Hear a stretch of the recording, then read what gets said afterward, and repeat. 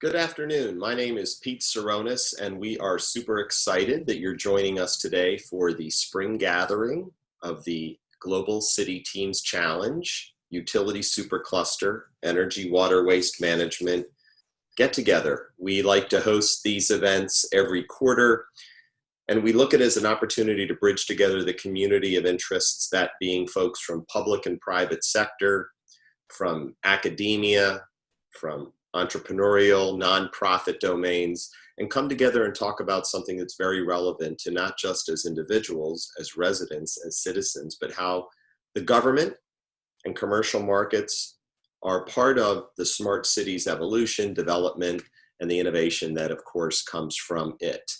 My name's Pete Cerrones. I am the chairperson for the Utility SuperCluster, one of 8. Dr. Sakwu Ri, the program director for the Global City Teams Challenge by way of the National Institutes of Standards and Technology, is our ambassador, and that is again through the U.S. Department of Commerce. I'm going to give a little bit of background on the GCTC itself, and then, of course, give you a sense of our featured guests today, Miss Alexandra Campbell-Ferrari, who will talk a lot about the water sector, and Rob Bechtel, who is at the U.S. Department of Energy and will be representing an energy perspective. So that being said, what I'd like to do is give you a little bit of background here on the GCTC itself. The GCTC Utility SuperCluster, again, is one of 8 superclusters, and these are verticals, towers, if you will, that look to bring together international, not just this country's efforts in support of smart cities. It's a collaborative platform for the development of smart cities and communities. It's multi-stakeholder, multi-city, but it does focus, in this case, in the utility sector on energy, water, and waste management and the interconnectedness of those sectors. We view our Utility SuperCluster as a convener. We do develop a blueprint of sort. It's not necessarily a document, but there's a way to track our activities and what we're doing to support the sectors of energy, water, and waste management, but also to commingle with those that are in the food and agriculture sector, transportation sector, manufacturing sector, privacy, data, security sector. There are others, so it's a broad swath. And we represent, again, one of those superclusters, but again, it's all in the spirit of how technology, humanity, and culture align when it comes to smart city development. Our international reach is across the globe, and this is a bit of an eye chart, but if you did zoom in, you'd see that there are a lot of nations, a lot of countries and cities and municipalities that are involved. And again, this is about showcasing what's happening not just in our country, but cities around the world that are at various stages of evolution and maturation when it comes to the injection of technology into the respective cities. And again, how it triangulates, how it informs policy, how it informs government and so forth, and of course, impact on the human being, the individual. But we have a large reach and we have several projects. And again, we encourage you to visit or to Google or to search federal government smart cities, and you'll see so much information where you can collaborate with and engage our community, and we look forward to that. The utility supercluster objectives are there in front of you: resilience, security, sustainability, interdependence, in this case of energy, water, and waste systems, is so critical. Sometimes it's as obvious as it needs to be, and other times it needs to be articulated so that we understand that the underpinnings of these sectors specifically depend on integration, on technology, and of course, people. And with the world of IoT, the Internet of Things, the Industrial Internet of Things upon us, the integration of some of that digital information, the bits and the bytes, if you will, the ones and the zeros to existing infrastructure that's been around for over a century, we want to talk about some of the complexity and ways to mitigate risk. And then, of course, we love helping promote opportunities for funding, whether that's through the government or through other avenues. And again, it's more of an information sharing community, our supercluster is. So that being said, I'm going to stop screen sharing here and just talk to you a little bit about our upcoming guests. Alexandra Campbell-Ferrari is amazing. She's the co-founder and executive director of the Center for Water Security and Cooperation. She's amazing. She's an attorney. She's an ambassador. She's a change agent by way of a couple universities and law school. Bucknell for her undergrad. She is sought after quite a bit for her knowledge, not just of the water sector, but its integration with technology and how legal compliance and regulation can actually inform a lot of innovation in that space. So we're super excited to have Alexandra with us today. On the other side of the energy water nexus discussion is Mr. Rob Bechtel, who is a senior program manager at the Department of Energy, as he likes to call himself, a recovering chief technology officer. I had the fortune of working with Rob during my tenure at the DOE for the 8 years I was there. And we collaborated quite a bit on the research and development community and how to bridge the valley of death so that innovation can be transferred out of our national labs, commercialized within industry, but always remain with its roots in R&D and the spirit of that academic community that is looking to solve problems for the greater good. So Rob's going to speak a good bit about his role with the Lab Partnering Service through the Office of Tech Transitions. And we're just so excited to have them for this spring gathering here with the GCTC. We hope you enjoy the conversation, and we look forward to hearing back from you. Okay, well, we're going to get started with the program. I'm excited today. This is our spring gathering. You see on screen, hopefully, my colleague Rob Bechtel at the U.S. Department of Energy and my colleague, Ms. Alexandra Campbell-Ferrari. I'm going to do a little bit of just high-level background on why these two amazing people are our featured guests, and then allow them to wax a little bit about their passion and their journey. The goal today is to hear from folks who represent two of the 16 critical infrastructure sectors in our country. Change agents, it's their passion, their journey, and this is the kind of highlighting and featuring, if you will, of thought leadership that we feel in the GCTC is important to share in our community of interest. Alexandra is the co-founder and executive director of the Center for Water Security and Cooperation. She's an adjunct professor at American University, University of Maryland, Fulbright scholar, spent some time at State Department and the EPA. Amateur golfer, I did see that on your LinkedIn profile. That was very impressive. GW Law School, Bucknell University, big fan. Villanova's Jay Wright's a Bucknell grad, as you probably know, and a little bit by way of Pace University. My colleague, Rob Bechtel, colleague, brother from another mother, U.S. Department of Energy, senior program analyst at the Department of Energy, has been there since 2011.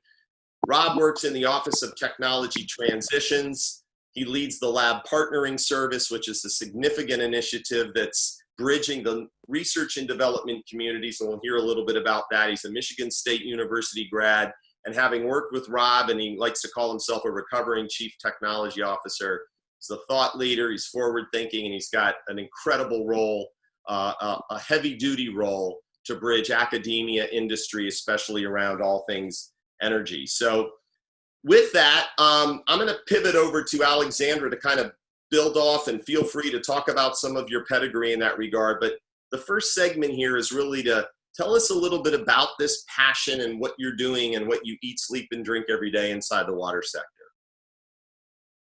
Sure. Well, first and foremost, thank you so much for having me. And it's a pleasure to be able to talk to you and the members of the GCTC. So my journey started probably about 7 or 8 years ago when I went to law school, and I actually had kind of a very different path in mind, but I got more and more engaged in environmental issues, and I saw a tremendous opportunity to improve the law in the water sector. I think the water sector has been underrepresented, it's been underappreciated, it's been underfocused on for decades. I think we take water for granted. And I think in the legal space in particular, I think the law has not caught up to where we need to be from a water resource management perspective, from an access perspective, from a quality perspective, from an implementation and enforcement, from just from every perspective you could possibly imagine. I just don't think it's caught up. And so in large part, that's what fueled my colleague and my starting the organization. So we started it about 5 years ago, and we started it really for two reasons. One is that in the work that we'd been doing, we saw that there really wasn't a vision for water. That a lot of people focus on environmental issues, a lot of people focus on other issues, And I've even seen that happen in the past 5 years, how food security and health security and other issues have taken the focus, and water security still kind of hangs in the background. But we've noticed that there needs to be a vision for the water sector. And we believe that water security as a concept, while fairly philosophical at this point and fairly theoretical, could become an actual tool for really advancing this sector. And the second was that we noticed that the law just wasn't changing, that the law is not an effective tool for helping us to plan, for helping us to make better decisions, for helping us to reflect the needs and desires of different sectors, of the people. And so in large part, we focus on water security and on the law and ensuring that we have a future with water. And that's, it started from that recognition that there should be an organization focusing on that and that alone. And that a critical part of water security is recognizing the different nexuses. So from our perspective and from our work, we focus on 10 different nexuses, which is frankly exhausting, but we look at water security as essentially the water agriculture, water and natural resource nexus, it's water, drinking water, sanitation, health and hygiene, it's infrastructure, it's governance and institutions, it's national security, it's peace and conflict. It's all of those things. And I think that, to date, a lot of people just haven't been willing to take that on. I have more gray hairs than I ever had because of it. And so that's why we started the organization, and that's what we focus on. No, that's great feedback. And again, for our listeners, our viewers, and again, if there's some video feed issues, again, focus on the messaging, folks, because, what we'll dive into a little bit today is that, if I can paraphrase, the critical sectors of water and energy that are so interdependent. Think about life without water and energy, right? You can't get much done, and you probably won't be healthy. So there's a lot, though, involved with policy making, which is, again, Alexandra, something that I know is near and dear. And then the legal component, the legal vein, I think can have a lot to do with innovating in that sector. And then we'll get into some of the technology, but legal informing innovation is something that we've talked about that sounds awfully exciting. Mr. Bechtel, sure. Do your thing, brother. Let's talk about some of what you got going on in your plate in terms of not just energy, but bringing together a lot of these communities and your feelings on how energy is one of the most critical, if not the most critical sector of the 16. Yeah, there's an understatement. So, so there's a clear tie-in to the water conversation. I will tell you that we are actively working with the Water Grand Challenge Group to produce an online solution to enable folks to build solutions off of DOE intellectual property that relates to water and all that pertains to. But that's just a simple story, right? That's just a direct tie into the water conversation. But clearly the Department of Energy and all of its national labs, facilities, and plants leads the nation, if not the world, in R&D and development in building solutions to solve this problem. And my position with the Office of Technology Transition and running a lab partnering service, we seek to bring those opportunities for collaboration or to bring the research and development results to external folks for them to take advantage of and to build new solutions. So when we talk about some of the nexus, unintended, of energy to water, we're looking where the Department of Energy builds solutions for energy that directly help the water industry as well. And so those kinds of things are projects that we're working on. We want to look at the way that the energy sciences and the energy engineering can help other domains of work, not just from the perspective of energy, which is what we've always traditionally looked at. When you consider the Department of Energy has more than 44,000 patents and patent applications online, and that's only for the last 20 years. You can imagine there's a great deal of work that's gone into producing solutions of all kinds, and exposing those for opportunities for people to utilize is a big deal. Beyond that, the Department of Energy has more than 220 some odd active facilities that individuals can access, facilities that are at a scale that most companies can't get to, and our ability to bring those to interested companies or individuals or organizations is a big deal.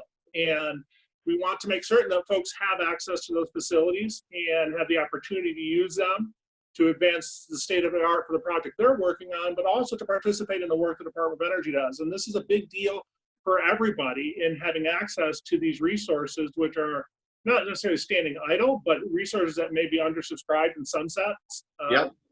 Some of the larger user facilities, some of the supercomputing facilities are very, very oversubscribed for the obvious reasons. And we all understand that. But certain things can certainly push the schedule or bump the schedule. And a good example is COVID. Well, hey, Rob, let's jump into that in a minute. We'll pull that in because I think that's going to be a compelling piece to sort of, it's beyond energy and it's impacting. So hold that thought. I want to come back to that because that's what we'll get into, this interdependence role. And I think, the lab partnering service, to your point, in light of COVID, is doing some amazing work, and super excited to share some of that. So now that we kind of got the intros there, and I hope the folks who are listening and attending this, these are change agents. These are people that are passionate about the conversation, because there's a thing in the smart cities realm that really addresses the societal value as much as the technology that's going to underpin our cities of the future.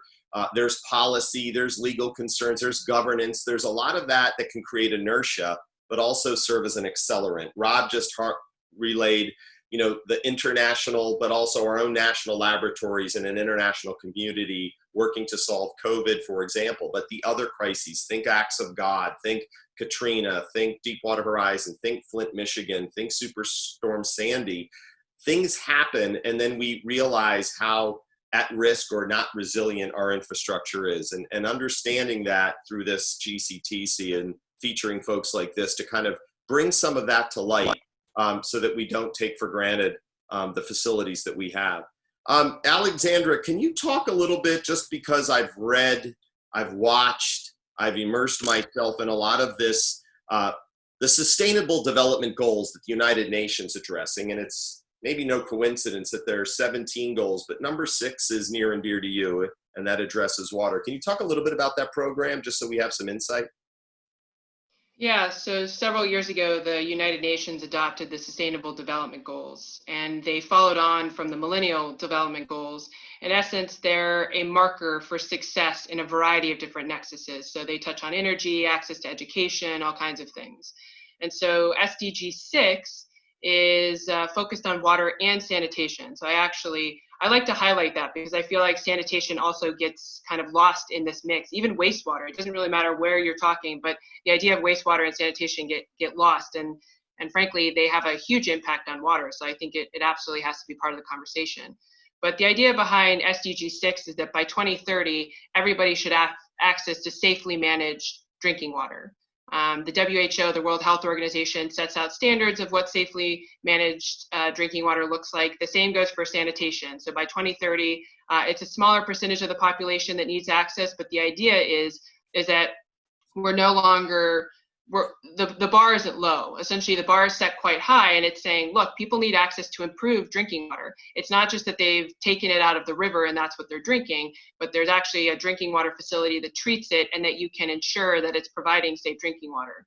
I think that's something we take advantage, or we don't necessarily recognize how difficult that is. And we see that in the United States, that even people here in the United States don't have access to drinking water. So SDG 6 applies to every country, Europe, as much as Africa, Latin America, the United States, everywhere. So it sets that bar pretty high for actually ensuring by 2030 that people have access to safely managed drinking water and sanitation. And on that note, Alexandra, is there like a method, or is there like an initiative, or call it a roadmap, where this specific goal, are there multiple folks in multiple streams working on achieving that goal? Is there a goal? Is there a purpose that you're hoping to achieve, if you will, this year? And do they constantly change? That's a great question. And I think you've highlighted one of the weaknesses of the WASH sector. So WASH is the term used, in case you don't know. There's a lot of terms of art, so I like to make sure that everyone knows them. Hey, this is WASH relates to... It's an educational opportunity too. So we call this educate, inform, and enlighten. So Absolutely. Well, and I live in DC, so when I first moved to DC about 10 years ago, everyone talked GovSpeak and used all these kinds of acronyms, and it was really frustrating. So I try not to. Hey, no, But you the did wash great. sector, so the wash sector, or wash, essentially is drinking water, sanitation, and hygiene. And so the wash sector is pretty siloed. There's a lot of collaboration, and yet there's not a lot of collaboration. There are not yearly goals. So one of the weaknesses I think of the sector is that there really are very weak targets set on a yearly basis, and everything to get to 2030. In fact, most of the people, if you talk to UNICEF or WHO, I think there is a belief that there's no way that we're going to meet those SDGs by 2030. And I like to say I don't think we have any choice but to meet those goals. And I think that, in part, I look to countries. I mean, it's countries that have that responsibility to set the targets and say, look, we're going to invest in this. But when you look at the budgets of countries, they don't invest in water, sanitation, drink, and hygiene. They just don't put the money that's necessary there. And I think you can look at the United States as well. I mean, providing safely managed drinking water and sanitation is very expensive. It costs a lot of money, and it depends on the customers. It depends on, to a certain extent, government grants to make sure that that's there. But you can look at countries that have access to that, where the population has greater access to drinking water and hygiene, and economically, health-wise, in every other measure of success, they do a lot better. And so I think the SDGs are, in terms of the wash sector, we have a long way to go to actually ensure that we are on the right page. And actually, I'll just add this in as a technology component. We work a lot in Africa, and we do a lot of research to get a sense as to where we are, because that's something else that people really are not assessing. A lot of these groups have acted in the sector for decades, and they've done amazing work. I mean, there's no question that they've brought greater access to drinking water than other people could or have. But one of the things that you find is that there's multiple NGOs providing these services. And so they'll drill different boreholes, and they'll use different technologies. So different communities right next to each other are using different technologies. And so when that borehole breaks down in one community, they can't go to the neighboring community and say, hey, can you help me out? For two reasons. One, they haven't necessarily been trained to fix the borehole. And second, the community next to them is actually using an entire different kind of technology. And so the sector has some real problems. It just, from a technology perspective, we value the innovation, and we want to foster that innovation. By the same token, it's almost hampering increased access. So let's pivot. I loved how you brought in that technology angle, because again, I'm going to keep emphasizing, and by the way, that was a great, helpful perspective on what has to be falling in line for the innovation to occur. And there is a lot of what I call that unintentional bureaucratic inertia. Rob, let's pivot back. Sure. Innovation, you're in the heart of it. The labs, communities of interest. I think you know more than anybody what it takes to do some cat herding, but then ultimately to push that envelope, or should I say that pendulum, to the right. I want to shift into, for our smart city listeners, what makes the city smart? It's not just the technology, but it's a big part of it. The industrial Internet of Things, the Internet of Things. Our power grid is over 100 years old. We hear about smart cars, smart water, smart vehicles, smart satellites. Rob, can you just give a little bit, or paint a picture for the folks, that a city requires tech, but it also requires the people and the culture to really be impassioned to drive it, and not make technology the end-all be-all? Right. So that idea of the social, and I don't mean social as in Facebook, but I mean the idea of the individuals engaging with that technology, right? So in as much as we can embed technology throughout a city, whether it's in the grid, in the buildings, whether it's in the generation of electricity or the management of water, all of that's crucial. And obviously the Department of Energy works through all of that with governments and private industries and academia, et cetera.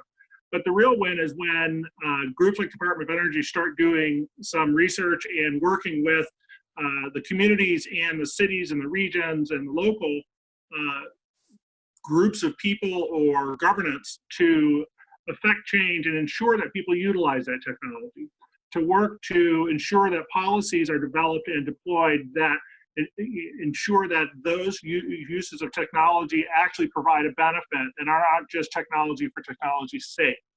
So there are some considerations of, do we deploy technology and is there a benefit to it? that is long-lived, or is it more expensive to deploy it, and should we go a different route? And so we look at all of those options and consider, do we really want to go this? Is a smart city really something we want to produce? Yes, but what are the elements of that that are most important? And how do we best achieve positive results with those solutions that we do deploy? So that's important for us. And understanding simple things like the idea of a city as a system, which is kind of funny that I think of that as simple, but it really is a system. And we look at how we model all the different organs of a city and are able to leverage the model the Department of Energy produces through its science labs and its R&D facilities to really take a look at, inputs and outputs into that smart city grid. And it's important for us to be able to model that before we deploy technology, and then go out with a campaign that enables policies for local governments or regional governments to be able to affect change for those technology implementations. So, Rob, I got a question. Can you speak to, you're at the DOE, there's a number of technology vendors in our city and our DMV and frankly around the world, but there's always interest in the government, the largest purchaser of IT in the world, 90 billion, we hear that number every year. There's $150 billion in R&D. I mean, technology is a part of that ecosystem. What would you say if you were a technology or a solution provider saying, ooh, the Department of Energy and other Fed agencies are interested in technology, I could sell them this thing? What's the dialogue you appreciate when a vendor knocks on your door about, saying, I've got the greatest thing since sliced bread? How do you seeker solver versus buy sell? How do you address that with a message to the technology community? Sure. One of the biggest issues I've always had, and certainly as a recovering chief technology officer, once you get that title, the cold calls never stop. So it's that idea of people just pitching to you out of the blue without any context, not coming to you with an understanding of what's already in place, understanding what it takes for a government agency to engage with you. The idea of the unsolicited proposal, that hits us all the time. And whenever I'm talking with somebody who has a great idea, one of the goals for me is always to find the context into which that best fits. And when I engage with somebody out of the blue, I'll often ask them the question of, well, what exactly do you do? And they'll lead with, well, this is who we are. We're a big company. We have a big brand, and that's immaterial to me. What's really important is, what do you do? What's the end result of what you're talking to me about? And do I already have a solution in place? Does it meet the requirements of a big agency? Every agency is different. A lot of times on these technology solutions, the conversation comes around to the InfoSec side of it, and they'll say, well, we're Fedramp. That's nice. That's a good start to a conversation. It is not the end.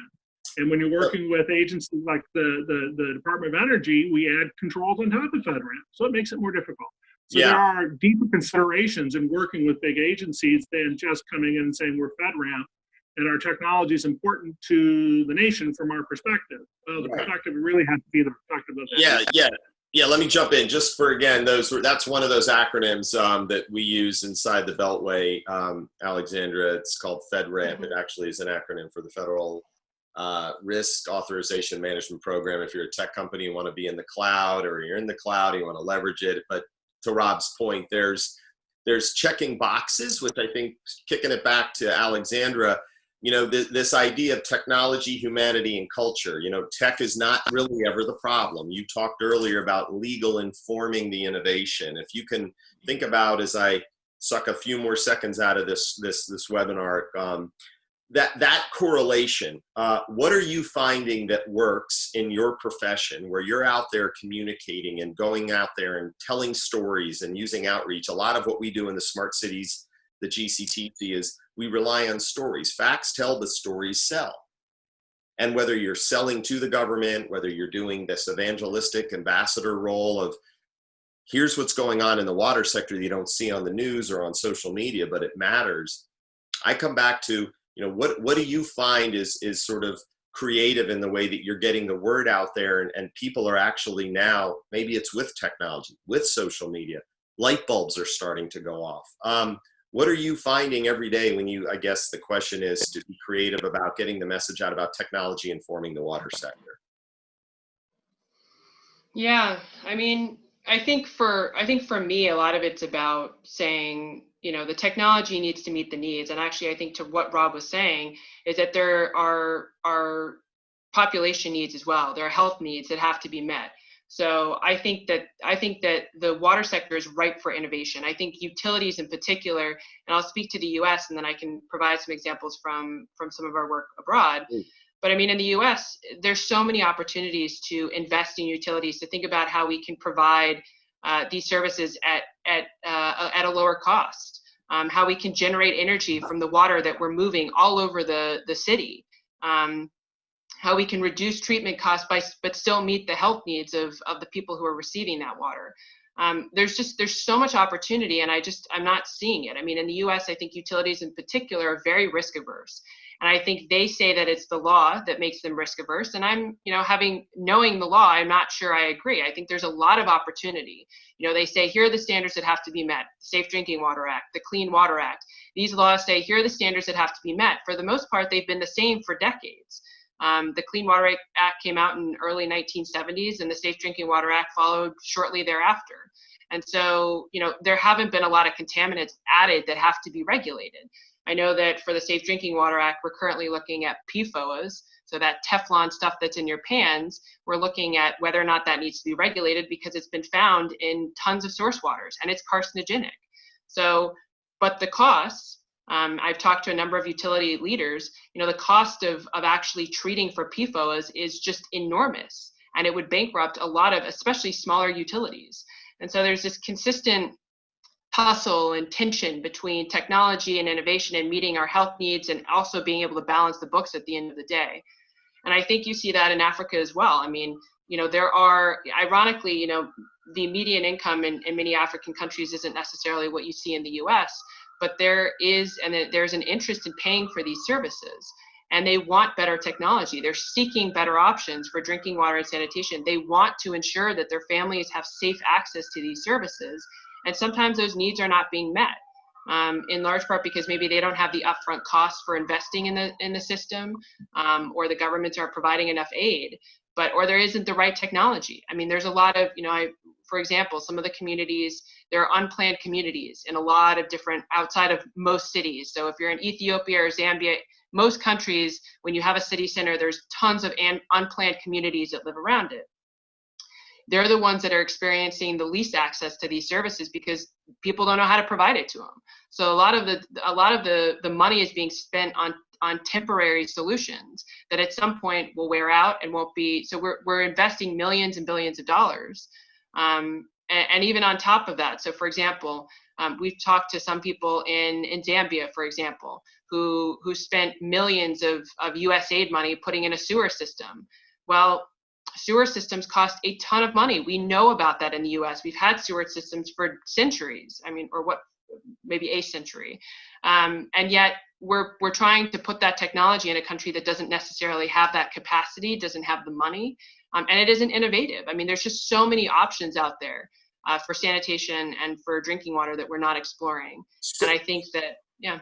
No. I'm getting a couple questions are rolling in. My colleague Scott up in Pittsburgh just wrote one specifically, and maybe this can go to where we're going to pivot back to Rob here on opportunities to collaborate. Sometimes in the government sector, I want government to put out a grant, and then you have to compete for the grant, and that could be, a process. Well, it is a process, but there is money available to participate versus knocking on the door and getting a check written. And I loved what you said there, Alexandra, about, technology due diligence, technology to procure it, to acquire it. There's all different types of acquisition, regulation and laws and things. And sometimes just by the time you get it, it's, a year old and it's not even, worth or even supported at some point. So there's that chicken and egg situation.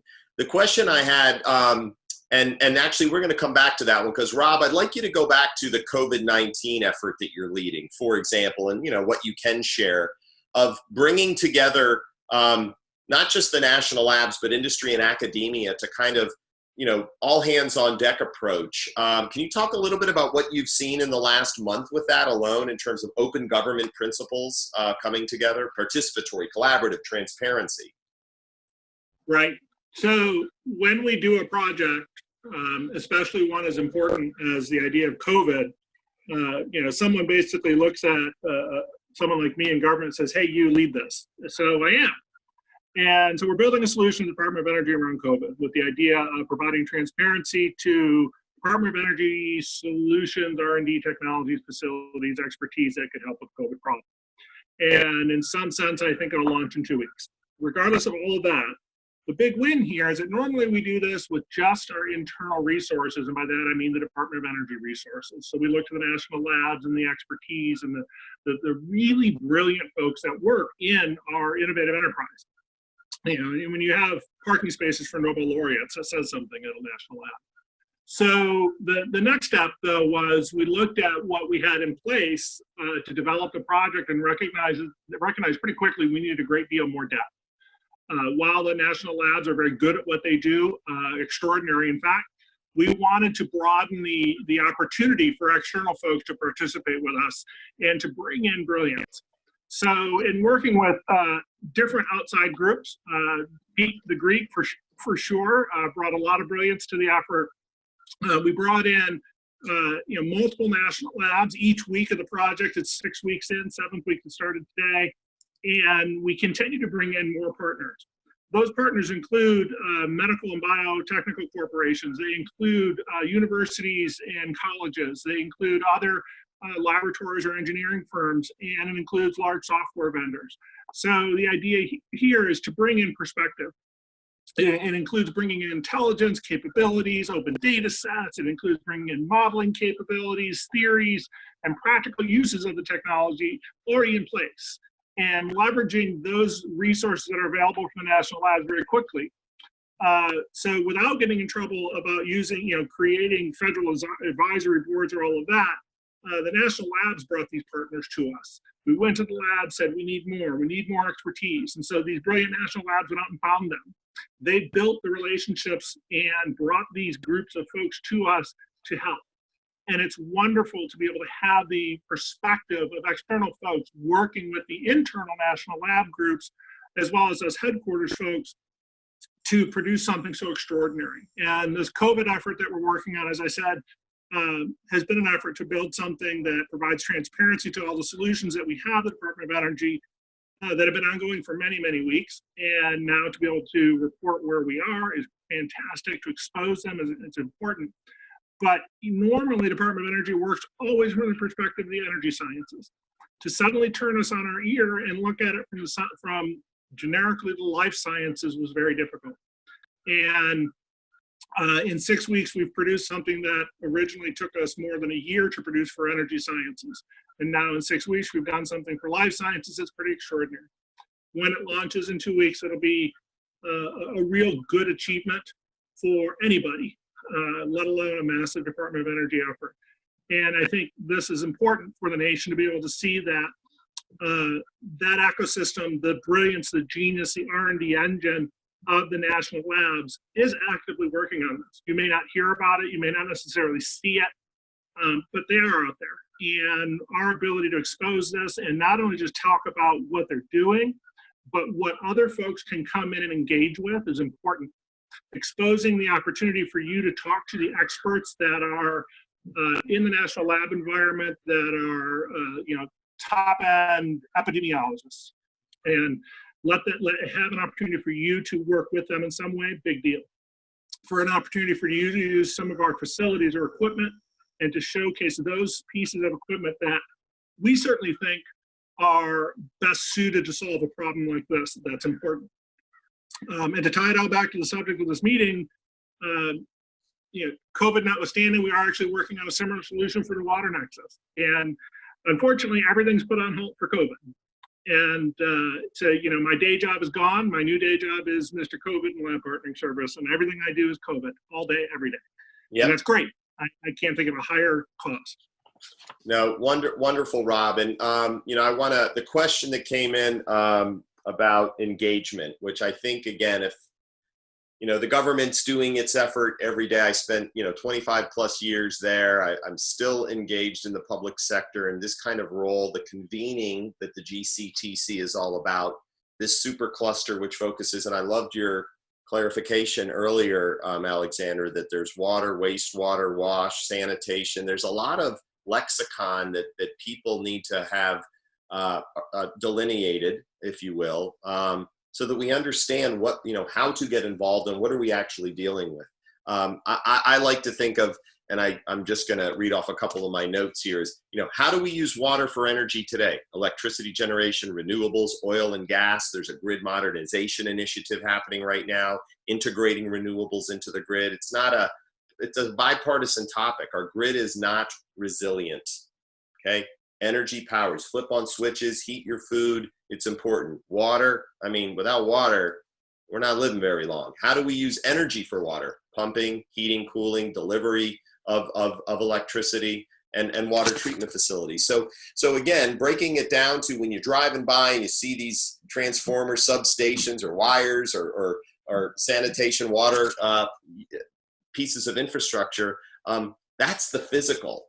But truly trying to innovate is what I think, Rob, thank you for sharing how it takes a lot of storming, norming, forming of people who are passionate, who care, and obviously you two are doing that in these various sectors. Alexandra, engagement. The question that came in earlier from Scott McTaggart, shout out to Scott up in the Berg, Pittsburgh, that is, great guy. Listen to the show, Pitchworks. It's awesome. He does a great job. Is how to get involved and looking at these different laws and so forth and acts that are out there. Hey folks, grants.gov is where you can go see where every problem that the government's trying to solve with industry visualized. It's simple. Go there, type in a topic. There's most likely a grant and an opportunity. I say that because grants, while sometimes confusing to others, are really the initiative that probably was born out of a constituency, worked its way through the hill, ended up on that portal, and there's probably funding behind it to go solve a greater good problem. Rob just articulated one with, in this case, COVID, but he can wax poetic about a bunch of others. And of course, Alexandra, you probably can say, hey, there's huge opportunity. And that's what my question is to you is, how does somebody get involved, whether it's with your corporation, or how do you seek funding or those opportunities to collaborate? Rob gets to sit at the U.S. Department of Energy in a role, and people are calling him all the time for, how can I get involved? How do you handle the outreach so that people want to come help? Yeah, that's a fantastic question. It's not easy. Running a nonprofit is actually a really fascinating it's a business, and I think people don't understand that it's a business motivated by goodwill. But it's very much like any typical business, and you're selling your ideas. Rob, I guess I haven't been to your department, but I am that person that sends all kinds of unsolicited, ideas to people, in large part because that's the point. Nonprofits in large, from my work in this space, I see that people who start nonprofits start them because they see a gap. They see something that needs to be done. And they are incredibly smart people who have taken a lot of time and a lot of risks to put their lives behind these ideas. And I think, for me, a lot of it's making the case that, look, first of all, as you said, we have no life if we have no water. Life does not exist. The economy doesn't exist. Health doesn't. Nothing exists without water. Our world doesn't function without water. And I think that to me is the largest calling that I have, is that people need water. And if people aren't getting it, and we're not ensuring that our future generations have access to water, we're not doing our job. And I think that's what fuels me every day. Then the second part is that as a lawyer, I believe that law is an exceptional tool for creating and generating that access. I think we have focused, and this is something I said to Pete, I think the focus has been on technology because it's sexy. It's super sexy to say, hey, here's drilling a borehole, and there's no question that technology has done amazing things, and it allows us to have that access. But my question is, okay, well, once the borehole is drawn, how do you ensure that people aren't overusing? How do you protect and make sure that the groundwater is actually safe to use? So what do you look to? You look to the law, because the law says, well, here are the regulations, here are the standards that groundwater has to meet. Here, for wastewater. Well, we've generated all this technology, but how do we ensure that the treated water is actually safe to put back into the rivers that your children swim in? So, Alexandra, where is the forum for that? See, I'm loving your passion on this one, because policy and regulation can stifle innovation. And Rob, you and I have talked about this. Technology's far exceeding a policy that gets written. And people like to say we're waiting for standards.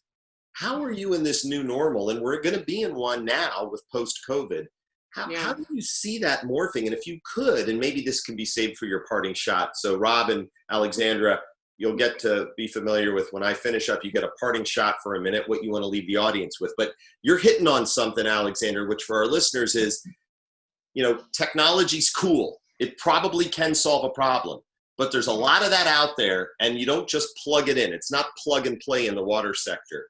No. Can you just kind of just tighten up that, why the regulatory component, needs to maybe innovate in terms of its efficiency of getting something out there to be a baseline so that we can leverage the tech?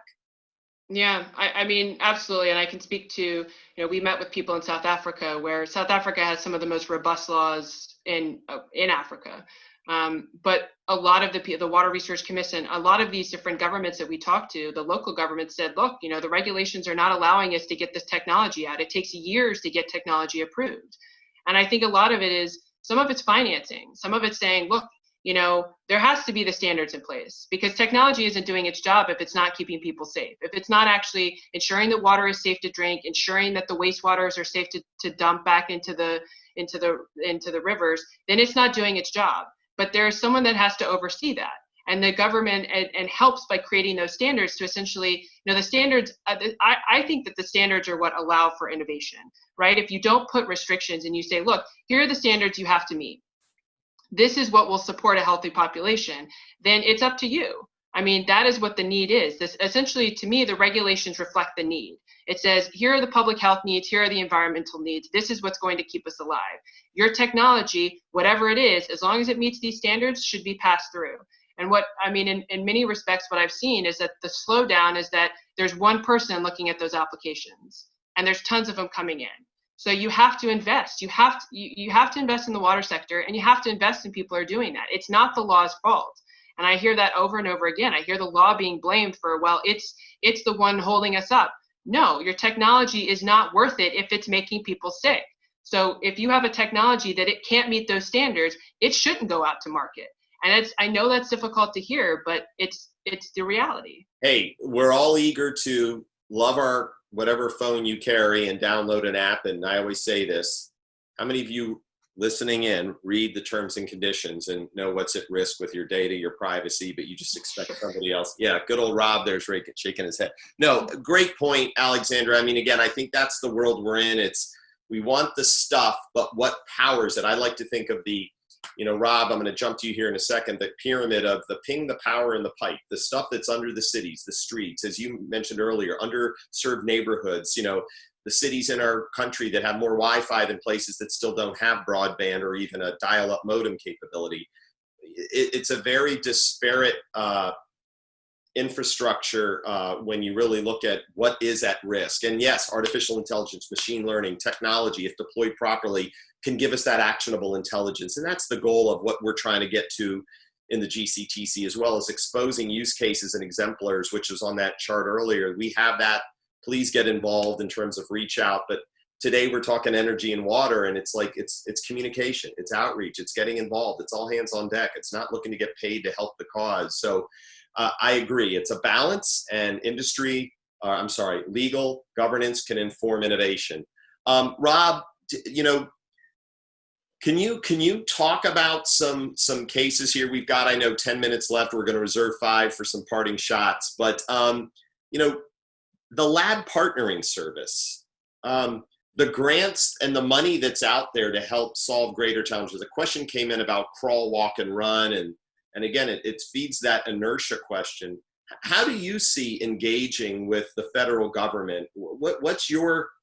Hey, it's not as hard as it seems, but if you got a good idea, what do you tell people how to engage with, Uncle Sam?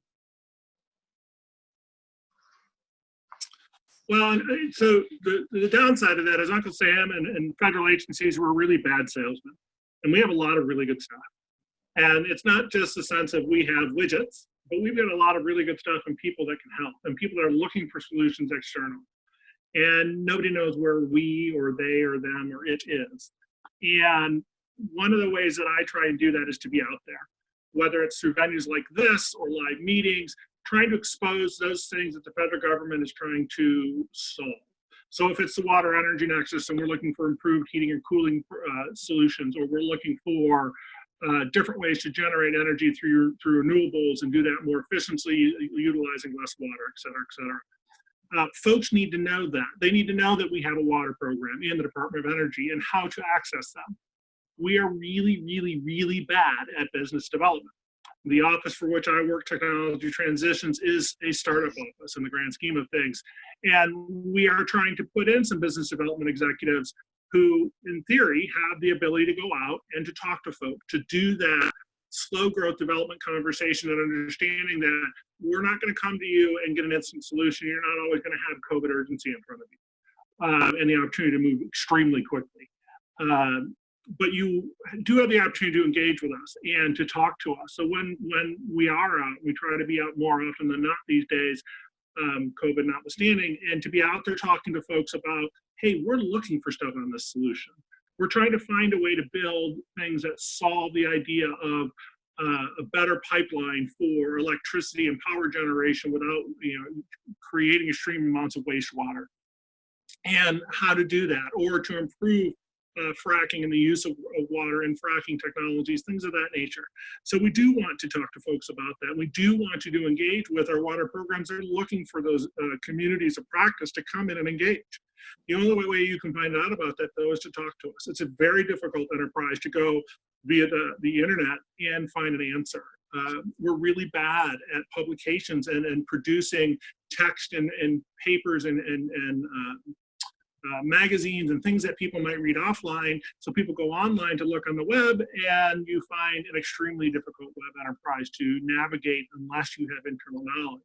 So it's really engaging with the people, talking with us, because understanding the organization and what the organization is looking for is what we do best. And then coming to you and saying, look, you've got a great solution. Let me work with you, in some sense, holding your hand. And oh, by the way, I'm free. I do this from pure altruism.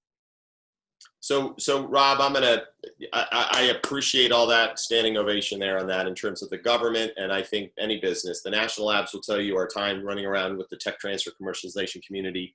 Folks are trying to do their own BD of here's what we have, our doors are open, but also, it takes some talent to sell oneself. And I think your COVID effort is to be extremely commended. Alexander, what you're doing in the water sector is unbelievable. And that's why anybody who's on this and wants to click or check out, we have the LinkedIn connection. That's where you go read about people today and then spark a conversation, use a message, reach out. Simply in this time where none of us are pressing much flesh, say, hey, I really enjoyed your article, your blog, and what you wrote. How do I get involved? And you never know what doors would be open. And Rob's, your website, LPS, labpartneringservice.org, is that the right URL? Labpartneringservice. Labpartnering.org. Labpartnering.org, forgive me. Your Innovation X Lab series, when you were running around in the country, it was like a road show. There are opportunities for those of you, whether it's through GCTC, the Department of Energy, the water, sector, Center for Water. I'm sorry, it's such a long one here. The Center for Water Security, Water Security and Cooperation efforts. You got to reach out. People can only post so much, speak so often, and tweet, if you will, but it takes folks to get involved if they want to get involved. All right, 12:54. We're going to move into the parting shot. Alexandra, you get first dibs. This is what do you want to leave with the folks? For those listening, we are recording. We're going to repost this after we clean it up a little bit. We had some video issues at the beginning, but sound bites, facts tell, stories sell. Give folks a light bulb moment, Alexandra. Yeah, I guess my parting shot would be what's keeping me up today, and it is COVID related. Our organization is about to publish just a quick little policy paper on the moratoriums that cities and states issued with respect to water shutoffs and access to water during COVID. And it was interesting because, as a lawyer, we just examined the law and we looked at the sufficiency of it. So we focused on, did these moratoriums go far enough? Did they provide sufficient protections? And honestly, at the end of it, I was left thinking, how is the United States issuing a moratorium for water shutoffs? How is it that someone has had access to water denied to them, even if it's for inability to pay? How is that still happening in the United States? How aren't we doing better? How are our cities not doing better? How are our utilities not devising solutions? our utilities provide a service to their consumer. And it's real people who need access to water. I mean, the United States spends billions of dollars overseas to provide access to water, yet here in the United States, we allow cities and communities and utilities to shut off access. And I think that is my question, is that I'm aware of the investor side. And as an organization, we focus on really tackling issues from every angle possible.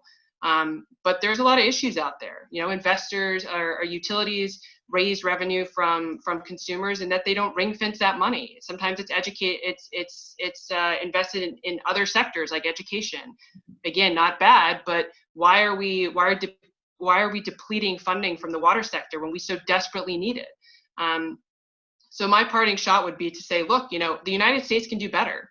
And I think that the fact that cities and communities have had to issue a moratorium to stop water shutoffs just lays bare the challenges that we face in our own country, and that we need to take the same approach that we take in other countries and promoting this idea that everyone should have access to water and investing in that access.